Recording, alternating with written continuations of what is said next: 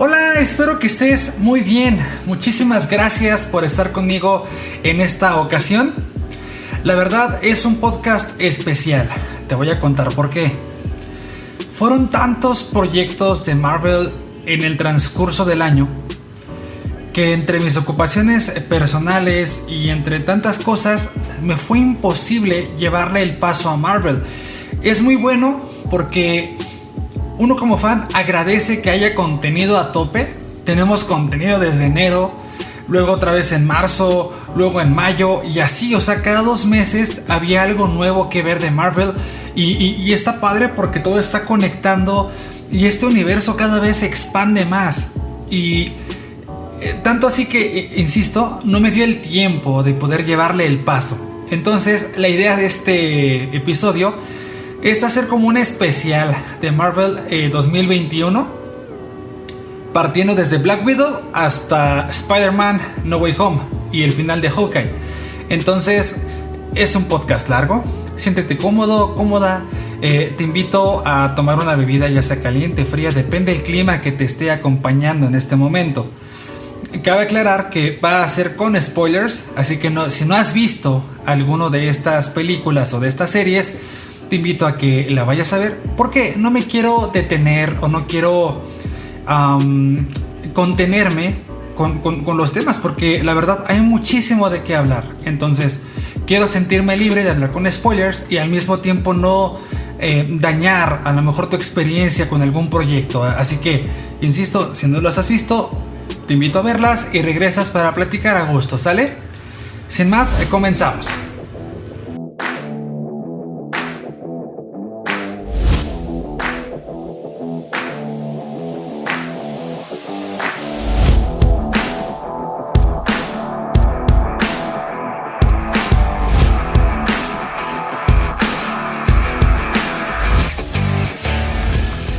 Comenzamos con Black Widow. Pasaron 2 años desde la última vez que vimos una película de Marvel Studios en la gran pantalla. La última vez que el mundo presenció dicho evento fue en el 2019 con Spider-Man Far From Home. El estreno de Black Widow, de hecho, estaba previsto originalmente para el mes de mayo del 2020. Sin embargo, por el tema de la pandemia, obviamente esto no pudo ser posible. Creo que la primera pregunta que muchos se hicieron cuando por fin Marvel Studios anunció que estaban trabajando en la película en solitario de Black Widow fue la siguiente: ¿pero por qué ahora? Y para poder responder esa pregunta creo que es necesario tener un contexto. Lo explico a continuación. Desde los inicios del actual Marvel Studios, el organigrama de Disney era el siguiente: Disney, Marvel Entertainment y Marvel Studios. Marvel Studios era una rama de Marvel Entertainment. El CEO de Marvel Entertainment de aquel entonces era Ike Perlmutter. Este hombre es un personaje bastante interesante. Te lo presento un poco. Tiene la fama de ser racista, de ser machista, y pareciera que lo único que le importa es buscar dinero a cambio de un producto. ¿Sí? Él no se va a preocupar nunca por satisfacer al fan, siempre y cuando tenga una moneda como recompensa a cambio. Una buena noticia es que Marvel Entertainment desapareció, y a partir de ese momento es que hubo un montón de personajes que en su era con Ike Perlmutter nunca pudieron haber existido. Tenemos por ejemplo a Black Panther, un personaje de color que es el protagónico de su propia película. Tenemos a una mujer, la Capitana Marvel, que también fue la primera mujer protagónica en una película de peso en este universo expandido. Entonces es algo que se agradece. Ahí les va. Se van a preguntar, bueno, a lo mejor ¿qué tan malo pudo haber sido la era de Ike Perlmutter en Marvel Studios? Un ejemplo bastante conocido es el de Iron Man y Iron Man 2. Ahí les va. En Iron Man 1 nos presentan a un personaje llamado James Rhodes, que posteriormente se transforma en War Machine. Ese personaje en la primera película fue interpretado por Terrence Howard.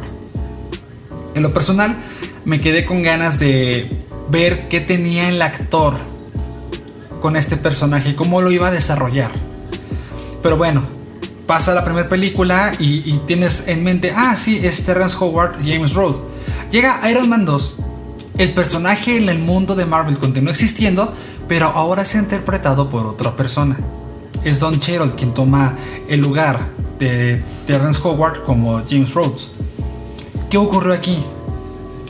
Resulta que para Iron Man 2, Terrence Howard, así como Robert Downey Jr., estaba solicitando un incremento económico a su paga, pues porque dijo, ¿sabes qué? Si a Robert Downey Jr. le estás dando más dinero y yo soy el coprotagónico o soy personaje coprotagónico en esta película, merezco un poco más. La mentalidad de Hyper Mutter fue, ¿sabes qué? No. En su mente, fíjense, en su mente estaba esta idea. Si tú cambias un negro por otro negro, nadie se va a dar cuenta. Entonces buscó una opción un tanto más económica y según él, tanto el público gana como también él gana como jefe o como parte de la industria. Porque bueno, nadie iba a notar el cambio del actor porque era un negro, ¿sí? A este nivel llegó. Otro caso también es que desde la fase 2 se pretendía colocar una película de Black Widow en solitario y él dijo, es que sabes que no quiero ninguna película protagonizada por ninguna mujer porque nadie va a ir a verla, ¿sí? O sea, va a ser un total fracaso taquillero, entonces no quiero exponer mi dinero pues por una mujer, nadie va a pagar por ello. Entonces ahí les cuento un poquito del chisme. Según yo recuerdo era 2016 y Kevin Feige, lo hemos mencionado muchísimo en este podcast, el productor de Marvel Studios, tuvo una plática un tanto acalorada con el mero, el jefe de Disney en ese entonces. Y le dijo, o se va él o me voy yo. Porque hay tantos personajes que queremos incorporar que son importantes, que tienen su respectivo peso en este universo. Y no quiero estarlo sacrificando este desarrollo de historias por este señor. Entonces Disney, tú decides, no puedo trabajar así, en otras palabras. Bueno, pues como se darán cuenta, Kevin Feige tuvo la victoria en esta, digo victoria entre comillas, porque creo que no estaba solicitando tampoco nada fuera del otro mundo. Era algo pues justo, ¿no? En cierto sentido. En fin, bueno, pues sale Marvel Entertainment con Hyper Mutter y Kevin Feige toma el control absoluto de todo lo que es Marvel Studios hoy en día. Ahora Kevin Feige es la cabeza principal tanto de las series como de las películas, como de los cómics, de todo lo que cree Marvel Studios. Él ya va a estar detrás 100%. Antes era como un pastel dividido, yo me encargo de cierta rama, tú te encargas de la otra. No, ahora todo le pertenece ya, el control absoluto a Kevin Feige. En fin, gracias a esto que les estoy contando es que por fin, y 11 años después de la introducción del personaje al universo cinematográfico de Marvel, tenemos su primera película en solitario. Y ya entrando ahora sí en cuestión de la película, comencemos a desarrollar el tema. La película inicia con muchísima acción y acompañada al iniciar la historia con un tema musical que creo que quedó como anillo al dedo, llamado Smells Like Teen Spirit de Nirvana. En ese lapso donde está la canción nos van mostrando varios hechos históricos que te dan a entender todo esto fue provocado por las viudas negras. Entonces te van dando como una pequeña muestra de todo el impacto que este ejército de mujeres tiene sobre el control del mundo. Y bueno, la película también inicia en la década de los 90s. Y si mal no recuerdo, es la tercera película en el MCU que esta década es visitada. Tenemos en Civil War, cuando Bucky Barnes asesina a los padres de Tony. También tenemos el desarrollo de la historia de Capitana Marvel, que fue en los 90s. Y ahora en Black Widow tenemos igual esta década como un referente importante en la historia del MCU. Algo que de entrada podría resaltar es que al inicio podemos ver a una pequeña Natasha Romanoff interpretada por Ever Anderson Jovovich, hija de la famosa actriz Milla Jovovich. Uno de los aspectos más importantes de la película, a mi punto de vista, fue introducirnos a nuevos personajes, tales como Yelena Belova. Ella también es una viuda negra interpretada por Florence Pugh. Tenemos a Alexei Shostakov, el Guardián Rojo. Es similar al Capitán América, pero la versión rusa. Interpretado por David Harbour, mejor conocido por su papel en Stranger Things. Y por último, a Melina Vostokov, interpretada por la emblemática Rachel Weisz. La función principal de la historia es contarnos qué es lo que ocurre con Natasha Romanoff entre Civil War e Infinity War. La historia nos relata parte del pasado de Natasha. Vemos a su familia, donde más adelante nos damos cuenta de que simplemente es un montaje. Alexei y Melina estaban haciendo su trabajo, cumpliendo una misión más. Sin embargo, ante la amenaza global con todo el tema de las Black Widows, la familia tiene que juntarse de nuevo después de bastantes años separados. Alexei y Melina dejan a Natasha y a Yelena siendo unas niñas. Cuando por fin deben reunirse para salvar al mundo de esta amenaza, se encuentran con unas mujeres, ya son adultas. ¿Contra quién se están enfrentando? En primera instancia, su primer obstáculo es Taskmaster. Más adelante nos enteramos que quien porta el traje del Taskmaster es Antonia, hija de Draco, el verdadero antagonista de la historia. Draco es el líder del programa La Habitación Roja, o The Red Room. Es aquí donde nacían las mejores asesinas del mundo, The Black Widows. Y es gracias a Draco que conocemos un poco también del origen de Natasha Romanoff, de su origen real. Draco descubrió un gran potencial genético en ella cuando era joven, por lo que hizo un trato con su familia para negociarla. Su madre, sin embargo, comenzó una gran búsqueda por Romanoff, lo que obligó a Draco a dar la orden para asesinarla. En el tercer acto de la película, vemos el enfrentamiento entre Black Widow y Draco. Vemos que Natasha no puede atacarlo debido al bloqueo de ferormonas que se impuso. Sin embargo, Natasha utiliza su ingenio muy similar a lo que hizo con Loki en la primera película de Avengers, donde se expone totalmente a sí misma con tal de llegar a su objetivo. Vemos que al final toda la familia de Natasha unida, cada quien concentrado en su respectiva asignación de acuerdo a un plan, no solo logran vencer a Draco, sino que liberan a todas las demás Black Widows. Vemos que más allá de ser una familia artificial, existe un auténtico lazo familiar, el cual trascendió el tiempo y entre ellos mismos se aceptan como una verdadera familia.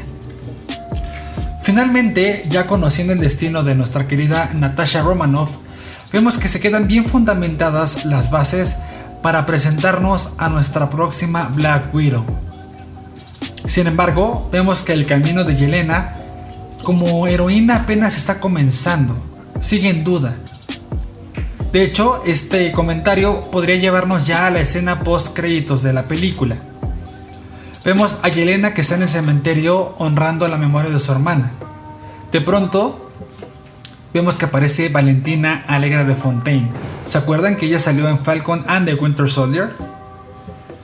Bueno, la primera asignación que ella le da al reclutarla es asesinar a Clint Barton, porque le hace creer que Clint Barton fue el que asesinó a su querida hermana Natasha Romanoff. Entonces, esa historia vamos a retomarla cuando estemos hablando de Hawkeye, ¿sale? Bien. Un dato curioso que quisiera mencionar es, en este momento no sé qué plan tenga Valentina Allegra de Fontaine, pero está planeando algo y es una amenaza a nivel Vengadores. Vemos que tiene su propio equivalente al Capitán América, US Agent, quien conocimos en Falcon and the Winter Soldier, y ahora tiene su equivalente, o su propia Black Widow, mejor dicho, que es a Yelena Belova. Entonces creo que esta historia va de verdad a estar brutal. Van a ser en muchos sentidos, quien se enfrente contra ellos, fuerzas muy similares. Así que veamos cómo se desarrolla toda esta subtrama. Bien, creo que Black Widow es una excelente historia que embona de maravilla, como lo decíamos en un principio, entre Civil War e Infinity War, pero considero que no se explora mucho el pasado real de Natasha. Sin embargo, algo que considero un acierto es que no cambia nuestra forma de ver al personaje de esta película. Sigue siendo igual de entrañable, igual de épica su historia del personaje como tal, que hasta te pesa más, porque realmente entiendes el sacrificio que hizo ella al dar su vida por la gema. Y ya para cerrar el tema de Black Widow, toca hablar un poco de la polémica que se desató en nuestro propio universo de Scarlett Johansson versus Disney. Ahí les va el contexto. Bob Chapek es el actual sucesor de Bob Iger. Bob Iger es el antiguo director ejecutivo de Disney y un gran visionario. A él le debemos básicamente la compra de Lucasfilm, Marvel Entertainment, Fox y claro, la creación de Disney Plus. Digamos que Bob Iger dejó a Disney muy bien posicionado. Sin embargo, tras su renuncia a su cargo como director ejecutivo, deja a Bob Chapek como nuevo director ejecutivo de la empresa. Bien, lo que se dice es que Bob Chapek hoy en día está abusando de cierta manera del poder que tiene Disney sobre todas las demás franquicias, sobre todas las demás compañías que ha adquirido, y solo buscará explotar a su máximo potencial todo lo que sea vendible. Bien, sucede que Disney, por motivos de la pandemia, tuvo que estrenar Black Widow en cines y al mismo tiempo en Disney Plus. Dicha acción fue incumplimiento de contrato con Scarlett Johansson, ya que el contrato garantizaba un estreno exclusivo en salas de cine y su salario estaría vinculado directamente a la recaudación de la taquilla, por lo que Scarlett tuvo que demandar a Disney exigiendo sus derechos. Y es que, bueno, por el tremendo monopolio que hoy representa Disney, esto no podría haber quedado de otra forma. Y no era que Scarlett estuviera peleando por el dinero, más bien lo que quería lograr era darle una lección a Disney de que no puede hacer lo que quiera hacer con sus empleados. Incluso el mismo Kevin Feige apoyó la causa de Scarlett Johansson. Finalmente, después de varias semanas, todo quedó en buenos términos entre Scarlett y Disney.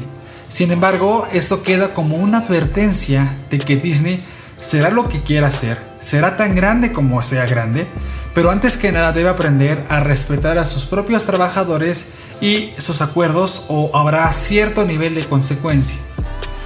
Quedaron también que actualmente ya está trabajando ya como productora, si mal no recuerdo, en algún proyecto futuro del MCU. Entonces, pero bueno, fue un tema bastante polémico en su momento.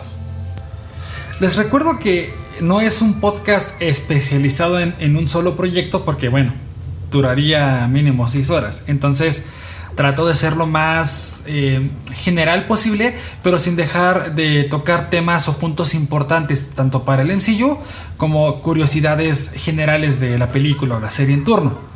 Y hablando de turno, ahora vamos a platicar acerca de What If. What If es la primera serie de televisión animada que forma parte del canon de Marvel Studios. ¿Qué quiere decir esto? Que lo que ocurra aquí puede afectar en las adaptaciones live action y viceversa.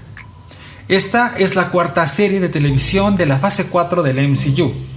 La primera temporada cuenta con 9 episodios, aunque se dice que originalmente serían 10. Sin embargo, una vez más por motivos de la pandemia, desafortunadamente solo se pudieron trabajar 9. Actualmente ya hay una segunda temporada confirmada donde se abordarán temas de la misma fase 4. Por ejemplo, ¿qué pasaría si en Shang-Chi ocurriera un evento diferente al que vimos y esto bifurcara otra realidad? Y bueno, ¿qué pasaría si? Con el tema del multiverso hay una gama de posibilidades infinitas y esta serie explora ciertos eventos que nosotros conocemos, los cuales acontecieron en el universo 616. pero con ciertos giros inesperados. En esta serie ocurre algo muy interesante. Nos encontramos con un anfitrión que nos va narrando y guiando a través de cada episodio. Su nombre, Uatu. Uatu pertenece a The Watchers. The Watchers son una de las razas más antiguas que existe en el universo. Ellos consiguieron la inmortalidad y se transformaron en energía para poder viajar por todo el hiperespacio.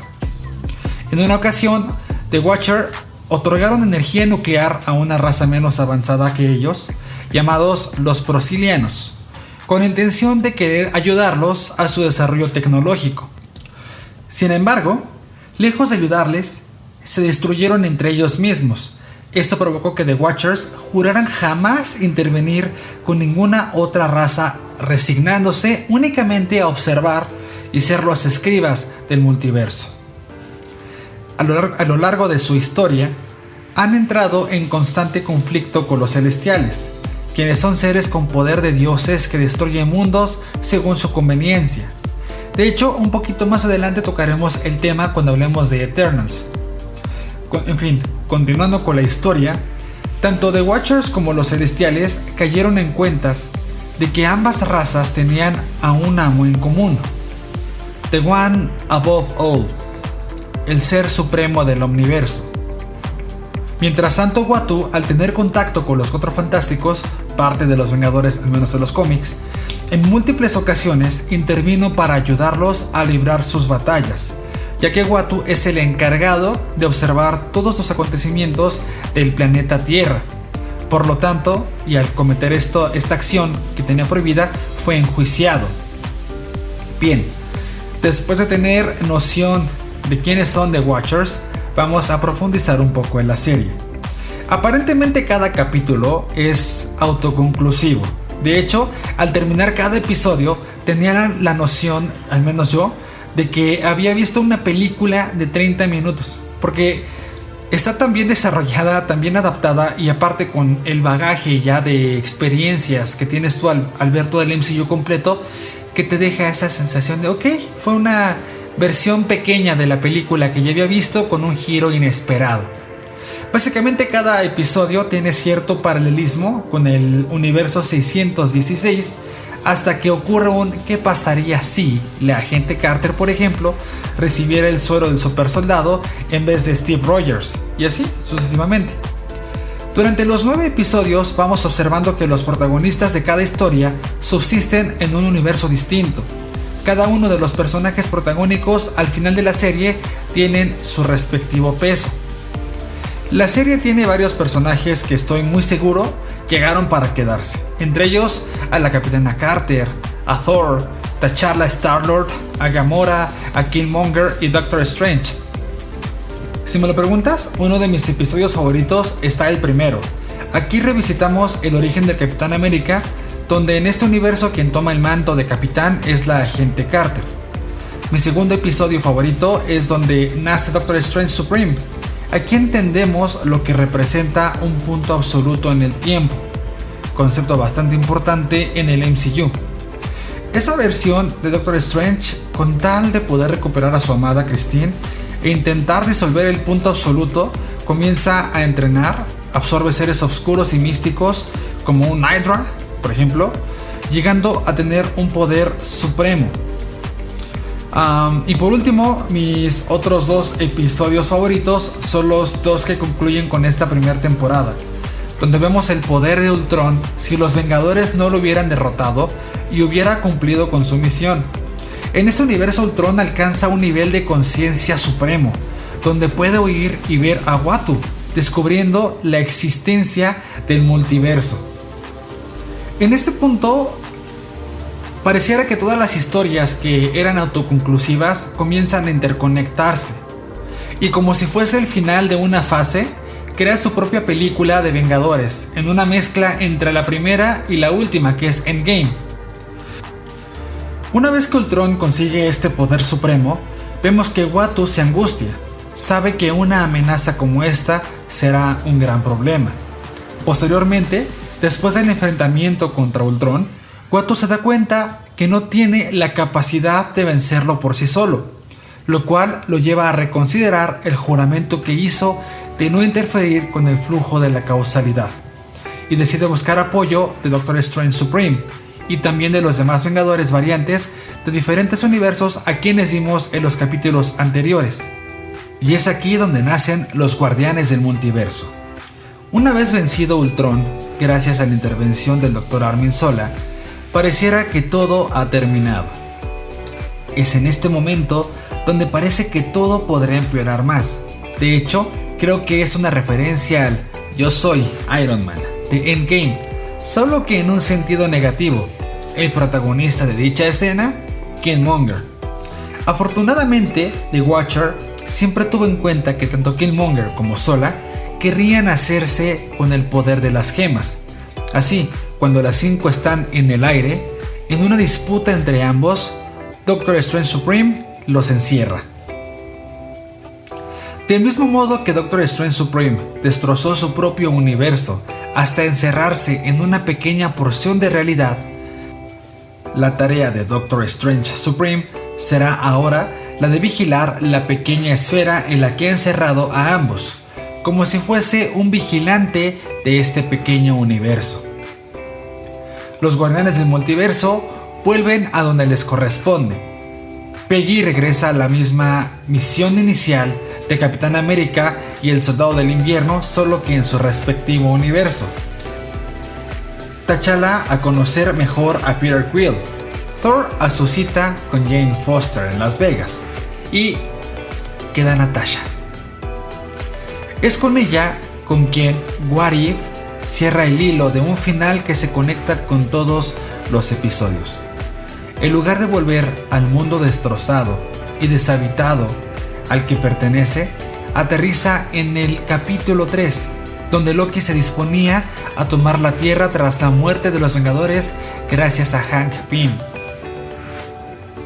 Con cada uno en el lugar que les corresponde, la historia de los Guardianes del Multiverso, título que bien podrían tener los próximos Vengadores, finaliza la temporada, excepto que al final del último episodio contamos con una escena post créditos, y en mi punto de vista fue perfecta. Creo que cierra el círculo, un guiño al final de Endgame, en el que Steve se reúne con Peggy. Aquí es ella la que encuentra a Steve en un carguero de Hydra. No se ve mucho más, ni siquiera Steve, solo nos dice que hay alguien ahí dentro y acaba. Definitivamente esta serie tiene un nivel de epicidad a gran escala. De hecho, se comenta que varios de los personajes que vimos aquí, por ejemplo, Capitana Carter o Doctor Strange Supreme, y bueno, está confirmado con el final en la escena post créditos de Spider-Man No Way Home, que sí, efectivamente vamos a ver mucho de lo que vimos en esta serie en la secuela de Doctor Strange, titulada Doctor Strange and the Multiverse of Madness, o Doctor Extraño y el Multiverso de la Locura.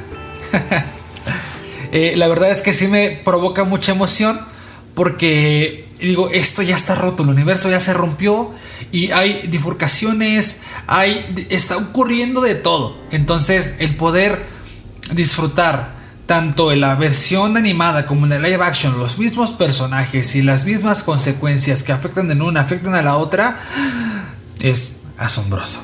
Bueno, más adelante continuamos con el tema porque de verdad que me hypeo.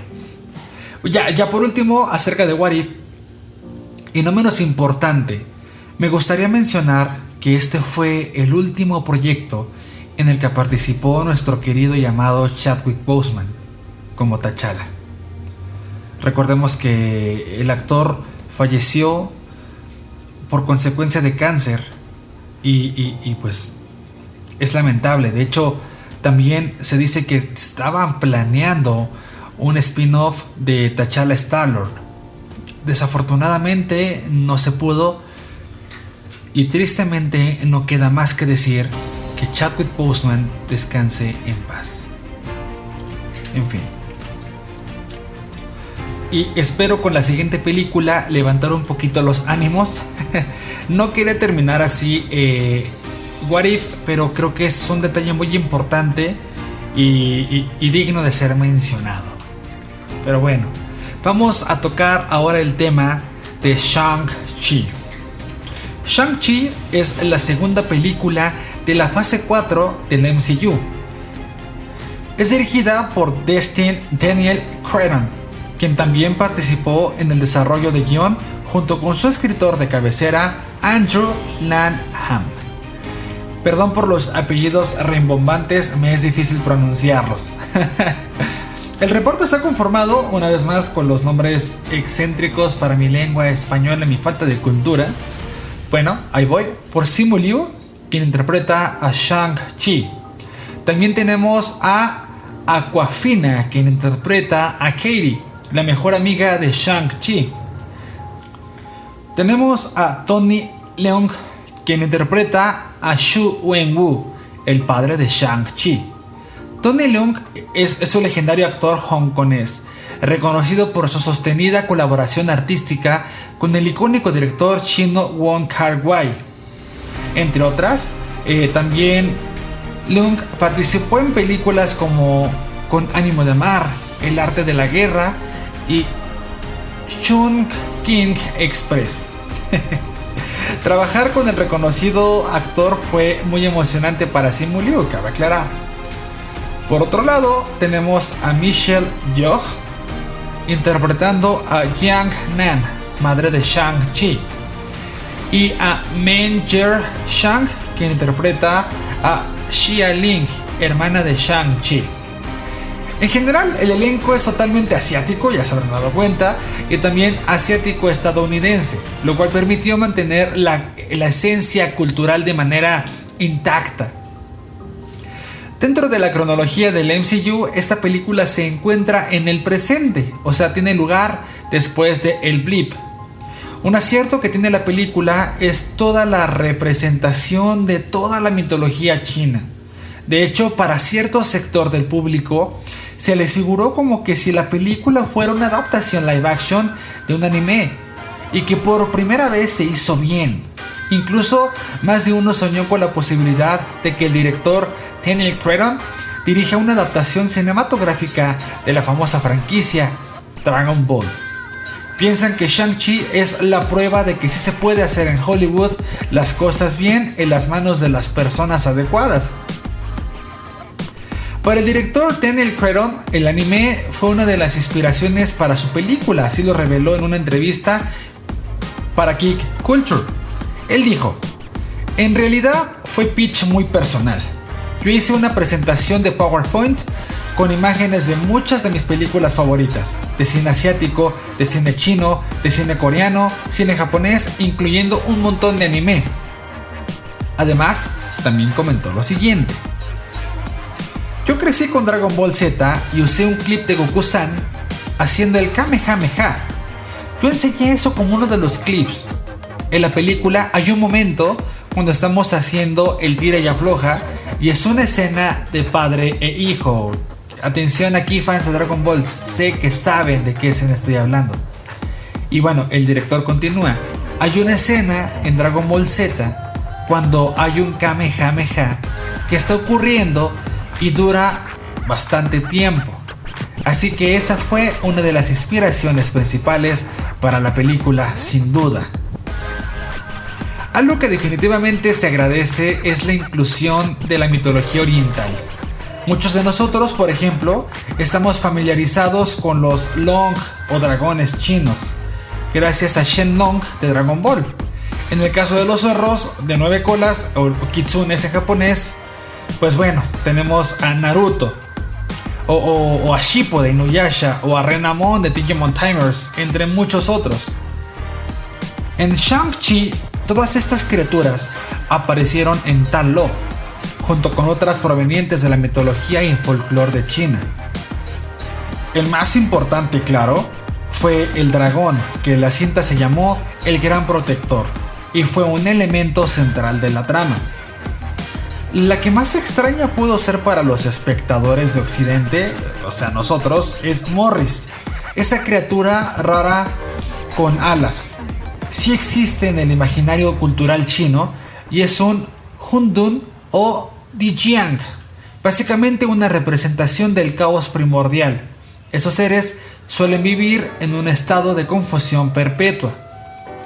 Otra criatura que apareció, y de mis favoritas por cierto, en el mundo occidental lo reconocemos por haber visto mil veces como un elemento ornamental en palacios orientales, y estos son los leones guardianes chinos.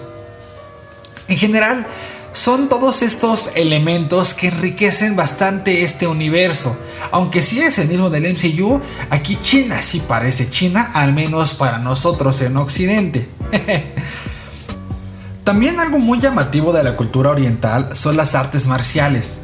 En muchos anime de peleas shonen y en otros que no, como Cowboy Bebop, las artes marciales son un elemento bastante importante. Shang-Chi es la respuesta simple de cómo trasladar ese tipo de anime a la pantalla grande, es decir, convertirlo en una película wuxia. ¿Qué es eso? Es básicamente el nombre chino que tiene la fantasía centrada en artes marciales. Por ejemplo, está el tigre y el dragón. Algo sumamente interesante es que la película también está de cierta forma relacionada con Iron Man. Por ejemplo, vemos a los 10 anillos, quienes en Iron Man son el grupo terrorista que los secuestra, y gracias a esa breve estancia en esa cueva afgana es que surge el huevo de oro Iron Man. También le da seguimiento al personaje de Trevor, interpretado por Sir Min Kingsley, donde en Iron Man 3 se hizo pasar por una imitación del mandarín en Estados Unidos. Ahora, el verdadero mandarín tiene cautivo al mandarín falso. De hecho, no sé si recuerden que entre el 2002 y el 2014 habían cortometrajes cuando salían las películas en formato casero, las del MCU. Estos cortos eran llamados one shots, y en uno de ellos explican cuando sacan a Trevor de la cárcel, en donde igual aparece Hammer, por cierto, el enemigo de Tony Stark en Iron Man 2.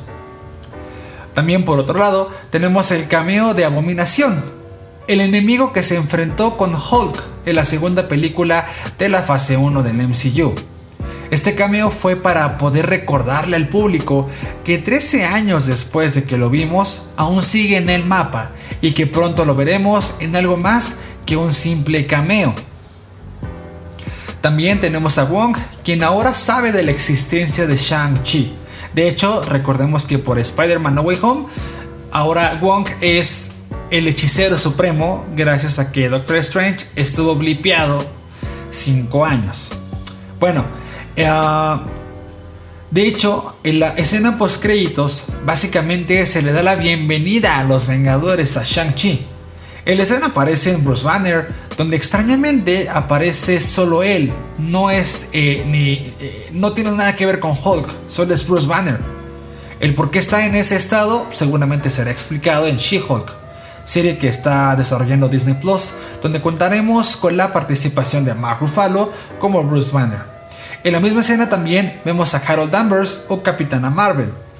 Están cuestionando a Shang-Chi qué es lo que sabe de los 10 anillos, a lo que él responde que no sabe absolutamente nada, solo que su padre se los transfirió a él y que cuando su padre los usó, extendió su vida por 1000 años.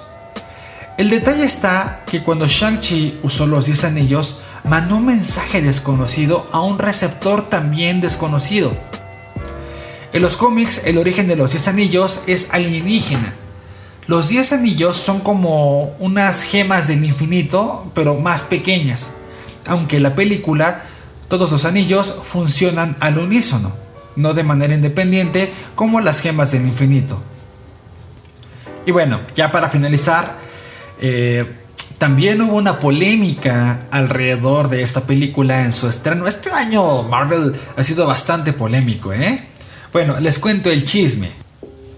De entrada, por todo el trasfondo de cómo Estados Unidos ha representado a China a lo largo de su historia a través del cine, China no está interesada en consumir productos de Norteamérica donde esté involucrada la cultura china. Por consecuencia, Shang-Chi podría decirse que, de parte de Estados Unidos, es una carta de amor a China, a su cultura. Pero una vez más, China ha cerrado sus puertas. ¿La razón? Simu Liu, quien interpreta a Shang-Chi. Y es que Hace relativamente poco tiempo, Simu contó anécdotas de sus padres que lo metieron en problemas. Los padres se refirieron a China como un país del tercer mundo, donde la gente se muere de hambre. Simu nunca lo dijo, cabe aclarar, son palabras de sus padres. Sin embargo, esto llega a oídos chinos y al gobierno chino para nada le gustó que se refirieran a ellos como un país tercermundista. Y es que, si es cierto o no, China es un país comunista. Por consecuencia, hay un control sobre sus ciudadanos. Ahora, si analizamos también la película, no deja bien parado al país chino. Estamos hablando de una familia de inmigrantes refugiados en Estados Unidos, donde su vida es buena, cuando de pronto su pasado lo alcanza y tiene que enfrentarse a su padre, que es chino. De hecho, si se dieron cuenta, la película gira en torno a una rivalidad entre padre e hijo. Ahora, la sociedad china que te presentan es en un sentido o en un ángulo negativo, donde vemos mafia, personas de mentalidad cerrada, etcétera, etcétera. Desafortunadamente, hoy en día Simu Liu no es un representante grato de China para los chinos, llegando al extremo de que película que él protagonice o en la que él participe, en automático será rechazada por China.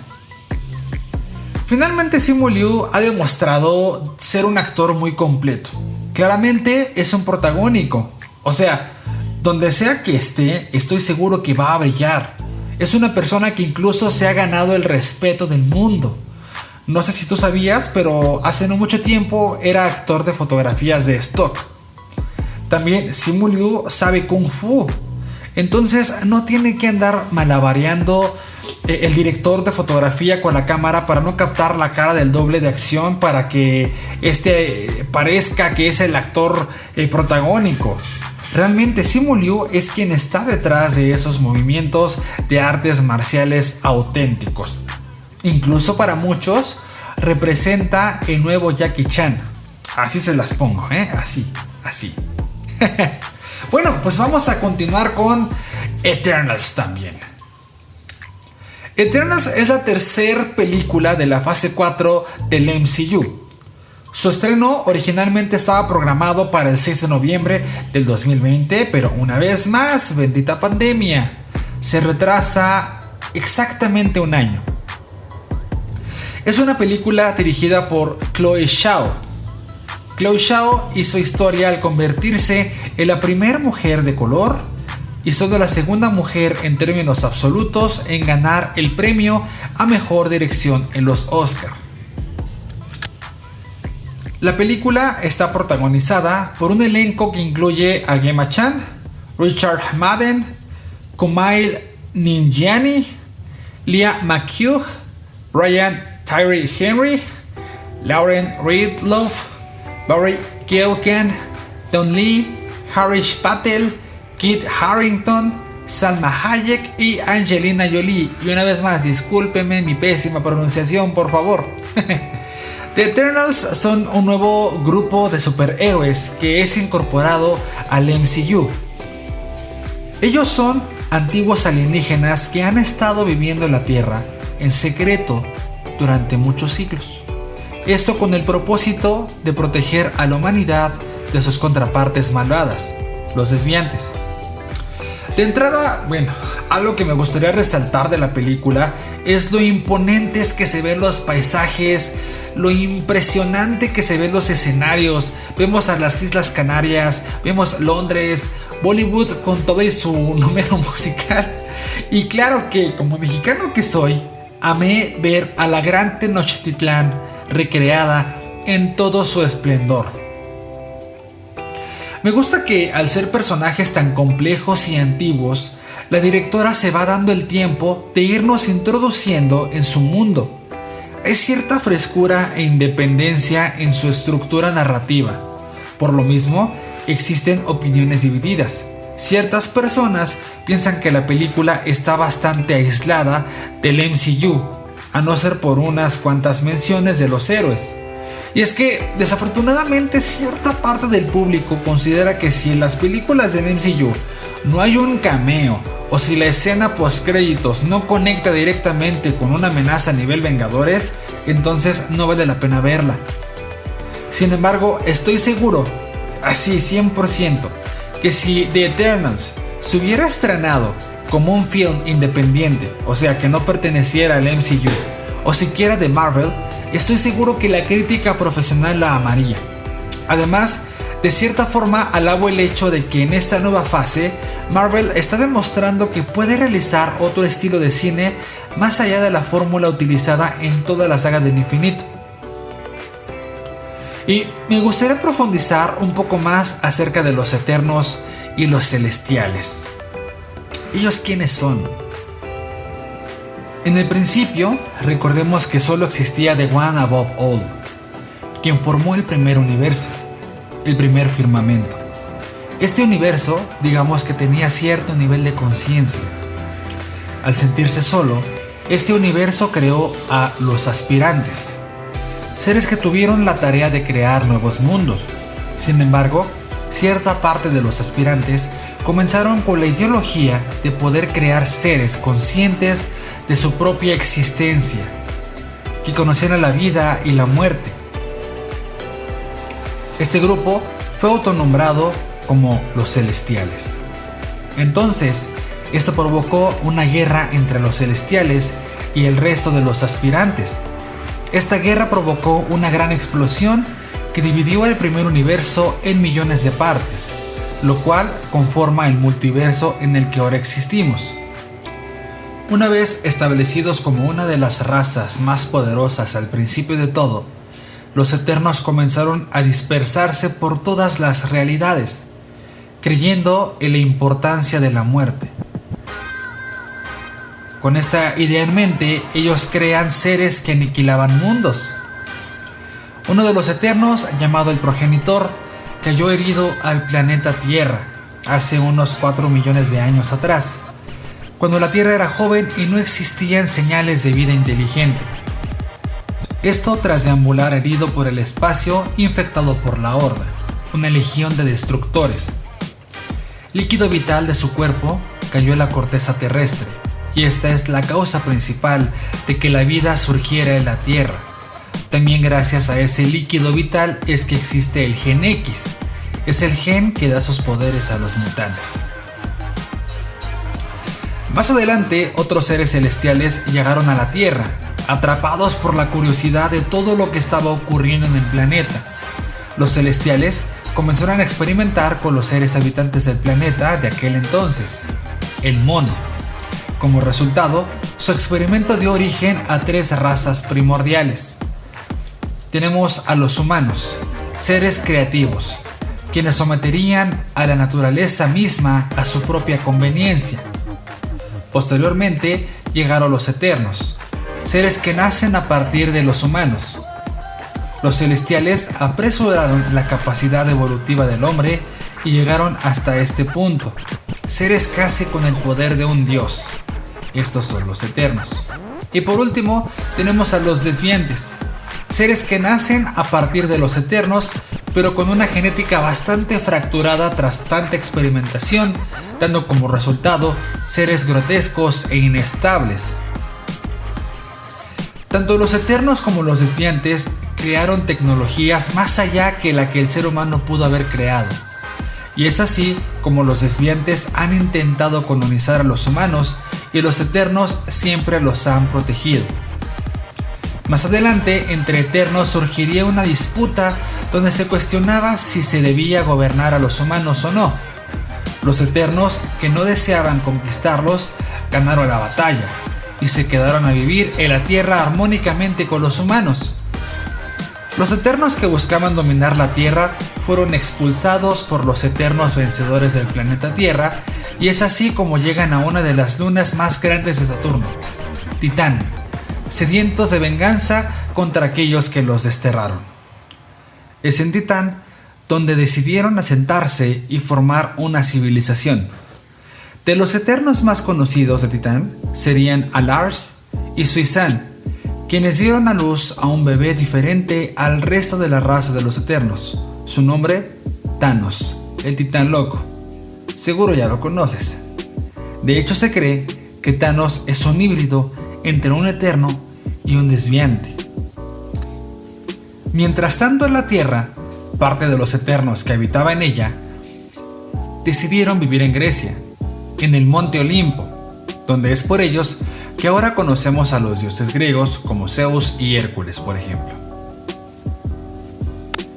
La película nos presenta a parte de los eternos más conocidos en los cómics.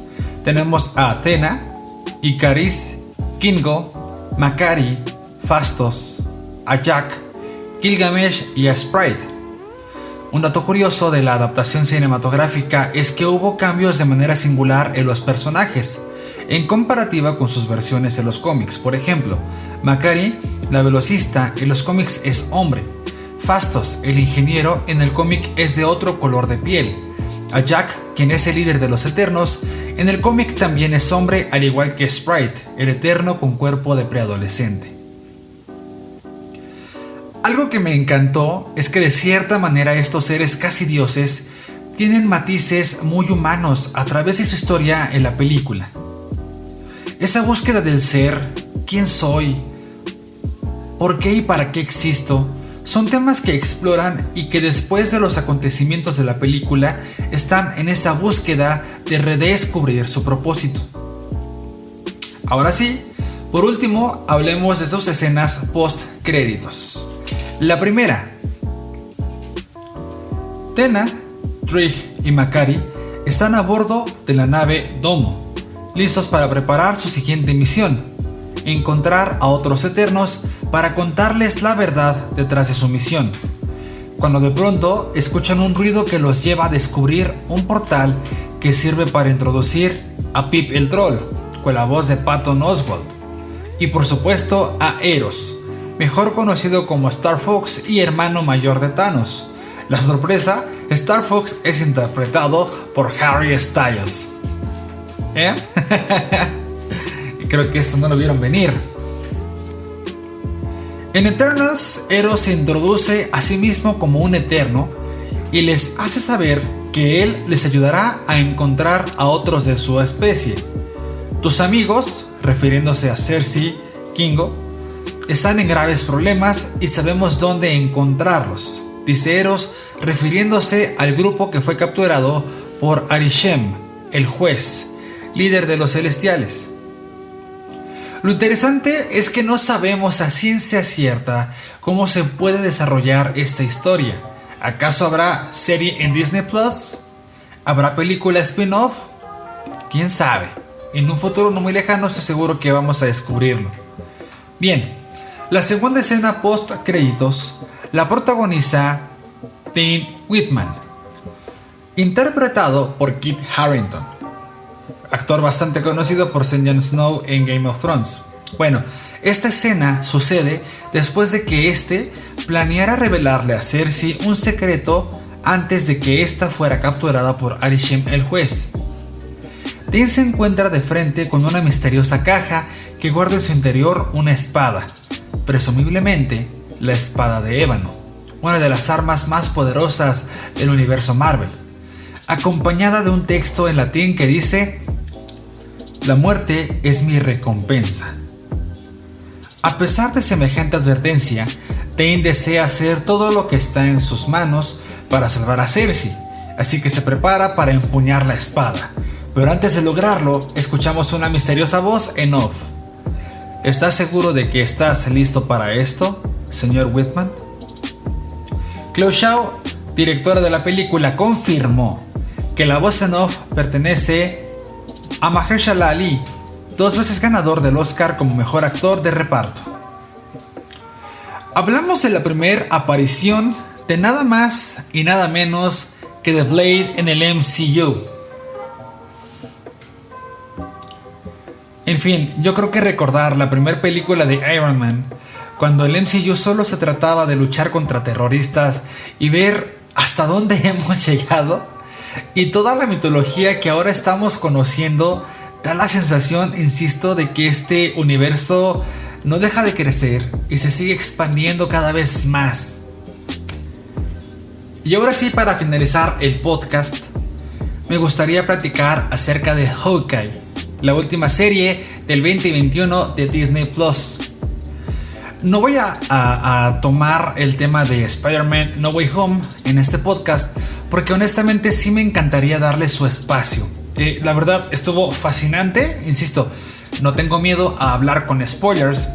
Entonces, tantos cameos, tantas referencias, tantas posibilidades en el futuro, que creo que sí amerita su propio podcast. Ahora, no digo que las demás series y películas no la meritaran, simplemente lo que les explicaba al principio, por el tema de situaciones personales, de tiempo, no podría tardarme más en hablar de estas películas y de las series, pero insisto, con Spider-Man es algo diferente. Entonces quiero darle su tiempo, no quiero aburrirlos, así que le paramos con Hawkeye y el siguiente podcast hablaremos de Spider-Man No Way Home, desde cómo es posible que ahora tengamos a Spider-Man en el MCU y cómo también ya es canon también que esté Tobey Maguire, Andrew Garfield con sus respectivas sagas en este universo que está creciendo y no deja de crecer. Así que bueno, ya les advertí. Último tema, Hawkeye, una serie que me encanta y bueno, comenzamos. De entrada vemos cómo la serie nos presenta a un héroe que es consciente, la misma historia, de que no es tan asombroso como lo sería Iron Man, Hulk o Thor. Es un hombre común con habilidades muy bien desarrolladas para la guerra. Él mismo lo dice en la serie: soy una máquina de matar. Eso es lo que soy. Entonces es gracioso cómo es autoconsciente la misma historia y nos regala momentos muy divertidos, como cuando de repente está un niño en Nueva York con su mamá y de repente mira mamá, un superhéroe, y señalando hacia la dirección que está donde está Hawkeye, y no, son estas personas que se ponen un cosplay de un Avenger y pues para tomarse la foto y llevarte de recuerdo, ¿no? Entonces fue una escena que de verdad me botó de la risa, porque sí es cierto, o sea, al menos personalmente nunca le he prestado mucha atención al personaje. Creo que sí ha estado un poquito descuidado de parte de los fans. Entonces, pero bueno, ya con esta serie, en muchos sentidos, digo, ¿sabes qué? Ok, Clint Barton, te respeto. Bien, ¿dónde comienza la historia? Hawkeye tiene que lidiar con las consecuencias de ser Ronin durante el blip. Y es que recordemos por qué se coloca este manto.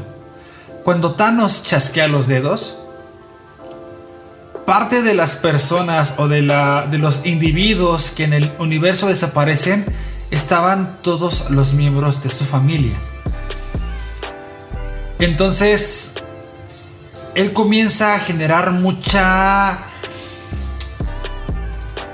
ira, empieza a desarrollar mucha frustración, mucho rencor hacia la vida misma, y es donde adopta esta imagen, es donde crea este personaje que hacia Ronin iba eliminando a gente de la mafia, gente humana con la que él pudiera lidiar.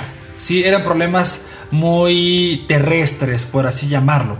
Entonces, de cierta manera, él va eliminando a uno por uno con la intención de que los malos reciban su merecido juicio. Si el chasquido no los eliminó, él sí. Vemos que en la serie comienza a lidiar con ese fantasma que dejó en el pasado. Ya le está cobrando factura, por así decirlo. Por otro lado, tenemos a Kate Bishop, una jovencita admiradora de Hawkeye. Ella lo toma como un punto de referencia, como una figura que representa heroísmo, que representa control, que representa esperanza, ya que ella ve directamente a Hawkeye el día que su padre fallece.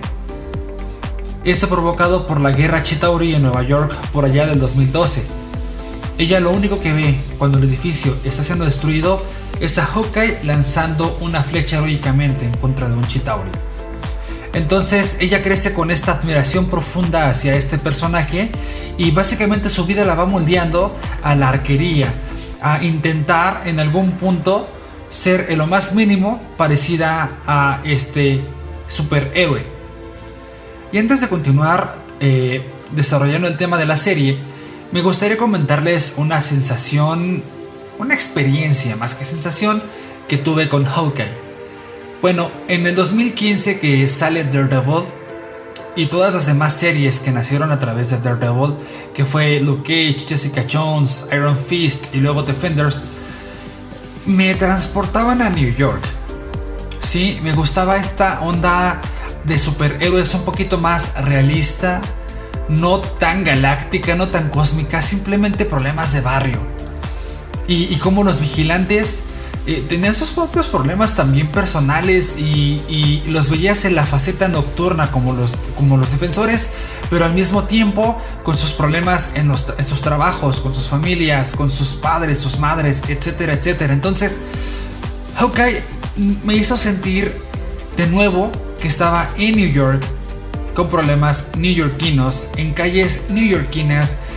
No sé, se me hizo fascinante ver los taxis, ver los edificios, ver toda esta atmósfera neoyorquina en la serie. Me agradó bastante y sentí que regresaba a este mundo de Daredevil. Y no tiene que ver con cierto personaje que vamos a platicar al final, solo sí volví a experimentar esta misma atmósfera. Creo que la narrativa de la serie en general es bastante interesante. Nos presenta distintos ángulos de acuerdo a sus respectivos personajes. Por un lado tenemos la relación de Kate Bishop con su madre y la relación de su madre con este personaje misterioso, que en algún punto esperamos el momento que traicione a la madre de Kate Bishop o a la misma Kate Bishop, ¿sí? Por otro lado, tenemos la relación de Clint Barton con su esposa, con sus hijos y la promesa de estar en casa para la mañana de Navidad. Tenemos también la relación de Maya lidiando con la pérdida de su padre y la instrucción de Yelena de asesinar a Hawkeye, a Clint Barton. Trabajo que para ella es algo muy personal porque ella tiene en mente la idea de que Clint fue el que asesinó a su hermana, a Natasha. Esto gracias al comentario que Valentina Alegre de Fontaine le hizo a Kelly en el cementerio. ¿Recuerdan? La escena post créditos de Black Widow y que platicamos al principio del podcast. Bien. Creo que un acierto bastante interesante que tiene la serie es la fidelidad, casi la calca de un montón de escenas, momentos, frases, trajes, nombres respecto al cómic, ¿sí? Tan solo varios de los pósters oficiales eran básicamente una calca live action de la portada del cómic. Vemos por ejemplo la introducción de Lucky, el adorable Pizza Dog. Es idéntico al cómic y también el nombre, el cómo nace es medio simploncillo, pero bastante curioso, bastante bonito. Fue un buen momento. También, por ejemplo, la manera en la que matan al padre de Maya, que es, bueno, ya voy a decir su nombre. Al final hablo de él porque me encanta y me emociona mucho, pero ahí les va. The Kingpin. La instrucción que da Kingpin de matar al padre de Maya porque simplemente ya no le servía es muy similar a lo que ocurre en los cómics, solo que en los cómics Kingpin es el que mata al padre de Maya. También creo que algo muy interesante que hay que agradecer a la serie, aparte de esta bella calca del cómic a live action, es ver el nacimiento de Kate Bishop como superheroína. Ver cómo se va enfrentando de repente a, oye, tienes que aventarte de un edificio, está súper alto, pero tienes que intentarlo. De repente los retos, de repente ese conflicto interno de yo sé que estoy iniciando, sé que me falta mucho y sé que me dicen afuera de mi cabeza que no tengo por qué hacerlo, que inicia bien y de repente voy a empezar a perder más que ganar, pero aún así este llamado lo tengo y lo tomo, me aferro a él. Eso está bastante, no sé, me llena el alma. Ver esta pasión, esta energía, esta entrega del personaje. También creo que algo bastante... es un acierto. Es la relación entre Hawkeye y Kate Bishop. La química que tienen los actores en escena es bastante amena, muy divertida. Y cabe aclarar que también esta serie es la primera que se considera como serie navideña de Marvel Studios, porque bueno, todo ocurre en Navidad. La primera película, como dato curioso, considerada navideña de Marvel Studios es Iron Man 3, porque también sucede en Navidad. Cabe aclarar que los sucesos que ocurren en Spider-Man No Way Home son al mismo tiempo que los sucesos que estamos viendo en Hawkeye, en la serie. Es la misma Navidad. En lo personal debo admitir que la serie tiene bastantes momentos agradables, pero también unos momentos muy personales, ¿sí? De repente vemos el conflicto que tiene Clint con sus hijos de no poder estar con ellos, y más que nada en esas fechas navideñas. Cuando habla con su esposa y su esposa le dice: yo sé que no me estás pidiendo permiso y sé que no quieres escuchar un impedimento de mi parte, así que yo creo que lo vas a lograr, confío en ti, sigue tu instinto. También de repente vemos esa necesidad también de Kate de ser valorada y sentirse necesitada por Clint Barton, de quiero sentirme útil, quiero sentir que realmente estoy siendo importante en la vida de un vengador, ¿no? Y también la emoción de, le diré algo, pero estoy trabajando con un vengador. Yo creo que cualquiera de nosotros reaccionaría así en la vida real. Entonces, creo que creo que la serie está bastante aterrizada a cómo veríamos los mortales sin poderes el mundo en el que se desarrollan los Vengadores. Y bueno, para ir ya concluyendo acerca de la serie, que creo que es una de mis favoritas definitivamente, aquí viene el momento en el que me voy a comenzar a hiperemocionar. Ahí les va. Como les he dicho, la serie de Daredevil es de las que más me encanta de Marvel Studios. Incluso creo que la serie en sí, por sí sola, Daredevil, no le pide nada al MCU. Y bueno, igual por los problemas que les comentaba al principio del podcast de dirección, de que no todo lo manejaba Kevin Feige. Hace unos años se había derechos por aquí, y aunque todo sí era de Disney, de cierta manera, no había una estructura fuera del cine. Entonces la serie de Daredevil nace bajo los derechos de Netflix, prometiéndonos que la serie tenía una relación directa con el universo cinematográfico de Marvel. Incluso uno de los pósters oficiales de Daredevil, yo recuerdo, vemos a Matt Murdock en Hell's Kitchen.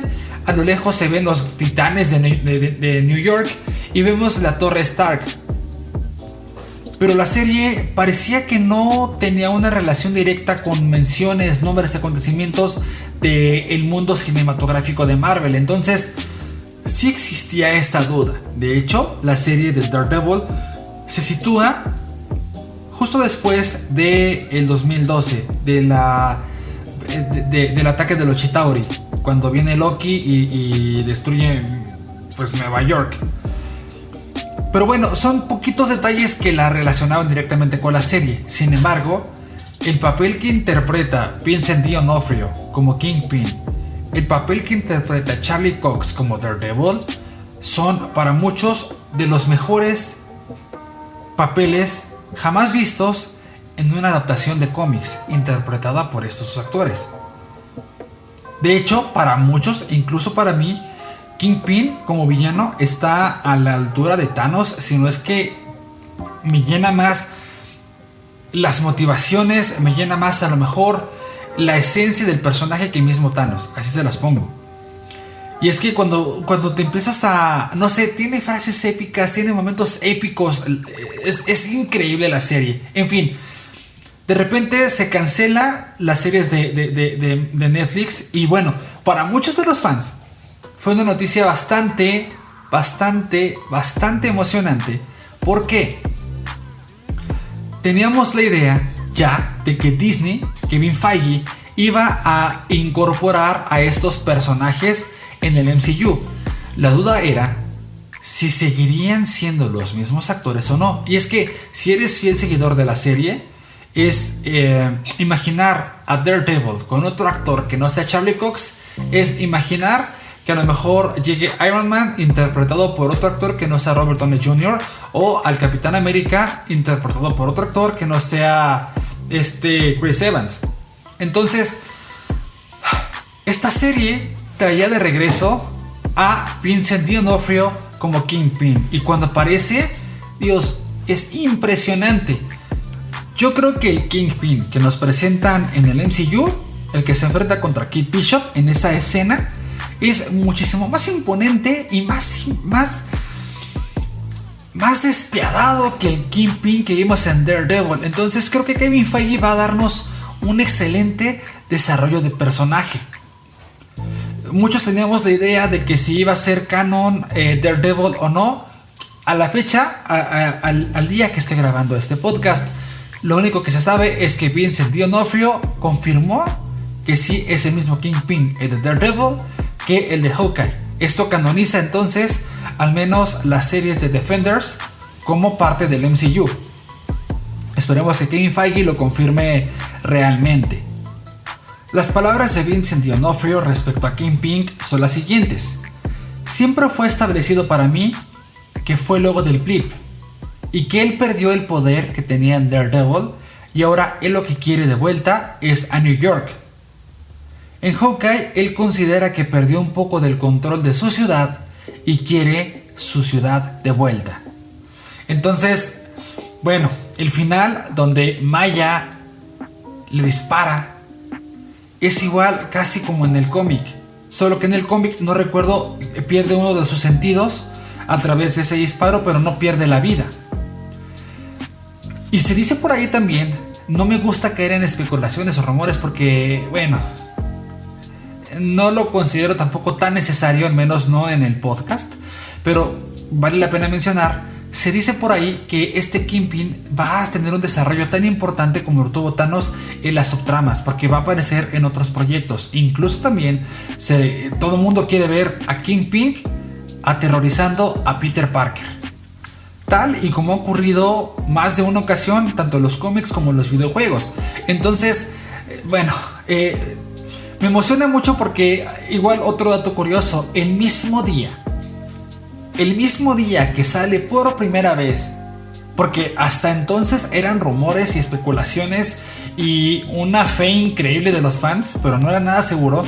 Pero el mismo día que sale por primera vez Vincent D'Onofrio regresando como Kingpin en el capítulo de Hawkeye y que los créditos aparece Vincent D'Onofrio confirmando que era el mismo actor interpretando a su propio Kingpin, fue el mismo día que se estrenó Spider-Man No Way Home. Y es el mismo día que vemos que Charlie Cox regresa como Matt Murdock.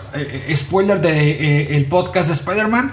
Pero en ese momento, cuando vi que sale Matt Murdock en esa escena con Peter Parker, la tía May y Happy, me dio un ataque de pánico de la emoción. No lo pude manejar y colapsé en plena función de cine. Entonces fue demasiado hype el mismo día. Vemos cómo regresa Tobey Maguire como Spider-Man y ahora es canon en el MCU. Vemos cómo regresa Andrew Garfield. Vemos a todos los villanos principales de sus propias sagas regresando y siendo canon en el MCU.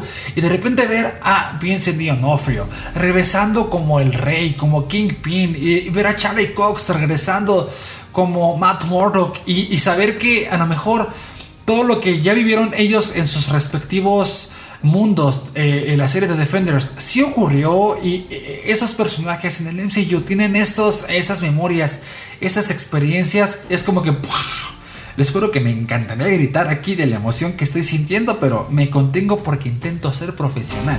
Pero bueno, ese es el punto.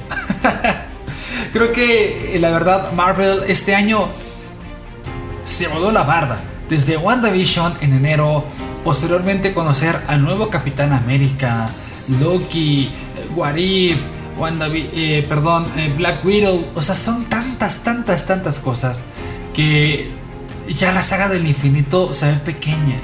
Y Kevin Feige lo dijo, y ya se lo había comentado en el podcast anterior. Él dijo cuando acabó la saga del infinito: si están tan emocionados con esto, relájense tantito, porque lo que viene va a estar mucho más grande, va a ser más imponente, más impresionante. Y eso que están viendo va a ser semejante a ver a un niño jugando en un jardín. Realmente lo que viene es para tener miedo, en un sentido de emoción, de elevar el hype, y lo está consiguiendo. El inicio de la fase 4 está siendo bastante hypeante. Ya en un año conocimos el multiverso, en un año lloramos con los personajes como Wanda cuando pierde de nuevo a Vision. No sé, han pasado tantísimas cosas, ha sido como una montaña rusa en la que de repente estamos a tope, así, y de repente nos da así como el bajón de no manches, pero ¿por qué? ¿No? Entonces creo que es un excelente momento para vivir como un fanático de Marvel. Así se las pongo, así lo siento. Y bueno, ya para ir bajando un poquito la emoción, hablemos de la escena post créditos de Hawkeye. Pues ¿qué les puedo decir? A mí me gustó mucho, porque yo honestamente sí tenía ganas de ver cómo sería el musical de Rogers. Dato curioso también, este musical lo vemos anunciado al principio de la película de Spider-Man No Way Home, mientras Peter va volando con MJ en las ciudades entre las calles de New York. Hay un problema que yo canalizo aquí con los fans.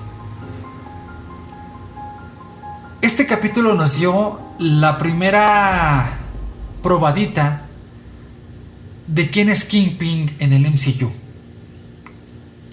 Vemos que Kate le avienta las flechas y no le hace nada. Lo atropellan a no sé cuántos kilómetros por hora, no le pasa nada. Vemos que el tipo es maltratado por todos lados, golpeado, y se sigue moviendo. Pero lo que vi al siguiente día del estreno del capítulo fue: ¿qué onda con el final?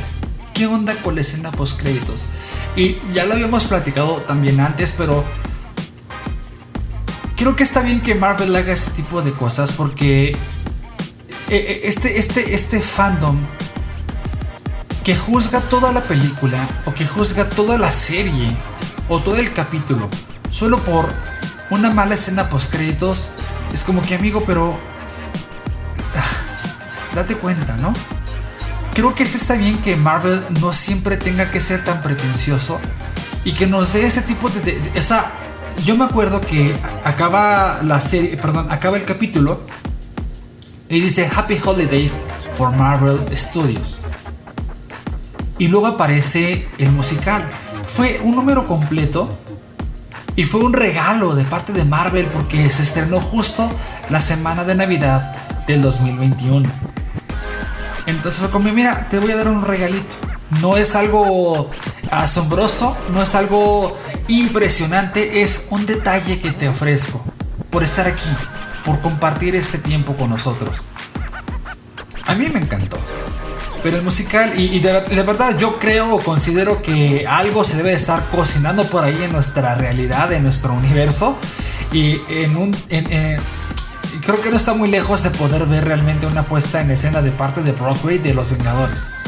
Entonces, no sé, a mí se me hizo ameno, sí me sacó la carcajada, me entretuvo. Agradezco que no haya sido una escena post créditos, 1 minuto, sino fue todo el número completo. Entonces, no sé, la verdad a veces no sé qué onda con los fans, que si no hubo un cameo como hablábamos en Eternals, si no hubo una mención a Iron Man, a Tony Stark, ya no fue buena la serie o la película. Y si les dan pues créditos no me conectó con Avengers 5 y 6, entonces ya no quiero nada. O sea, yo sé que me estoy explicando, entonces creo que no hay más que decir respecto al tema. Oigan, pues ya por fin finalizamos este episodio. Me da bastante gusto, de verdad, que si llegaste hasta este momento, pues gracias, de verdad. A mí me encanta platicar acerca de Marvel. Me encanta estar contigo. Muchísimas gracias porque has estado en cada episodio. Muchísimas gracias porque he sentido tu apoyo. Y sobre todo, pues, me has hecho pasar un buen momento. Sí, te agradezco mucho y espero continuar con este tipo de contenido en el que sea una plática entre tú y yo y sobre todo que sea algo disfrutable y que sea un momento 100% ameno, agradable y que nos haga salir de la rutina, ¿sí? Pues sin más, me despido. Mi nombre es Sergio Palacios y te veo en el próximo episodio. Adiós.